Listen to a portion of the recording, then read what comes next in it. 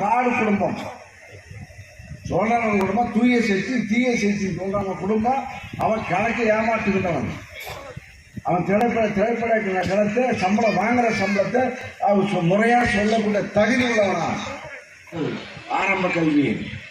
ஆனால் கலைஞர்கள் அந்த அதுக்கு பிறகு உயர்நிலைப் பள்ளி, நடுநிலைப் பள்ளி, உயர்நிலைப் பள்ளி, மேல்நிலைப் பள்ளி கல்வி, உயர்நிலை கல்வி, தொழிற்கல்வி வரை இலவசமாக ஆக்கியதனால நம்ம நாட்டை சார்ந்த வெளிநாடுகளில் பொருளை ஈட்டுகின்றார்.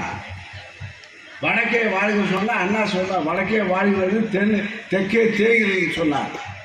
இப்போ தெற்கே உள்ள தமிழ்நாட்டு இளைஞர்கள் இன்றைக்கும் அயல்நாடுகளுக்கு சென்று வேலை பொருள் ஈட்டுகின்றார்.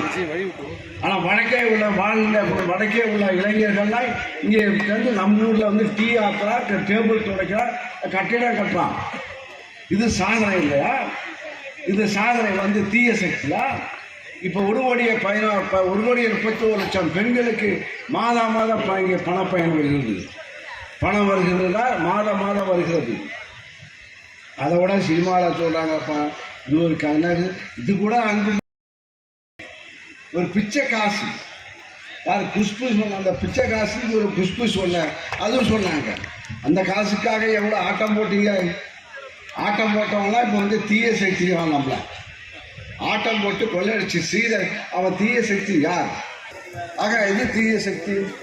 நடிகர் அதுன்னு சொல்லப்போனால் அந்த நடிகை வந்து அவன் பார்த்தா அந்த குடியேற்ற பயிரை வைத்தான். அதே போல் இளைஞருடைய நல்வாழ்க்கையை சீரழிக்கின்ற அவன் விஜய் இதெல்லாம் வந்து நம்ம அழிக்க போகிறான். அவன் இளைஞர் மத்தியிலே அவன் நல் விதையை விதைக்கவில்லை.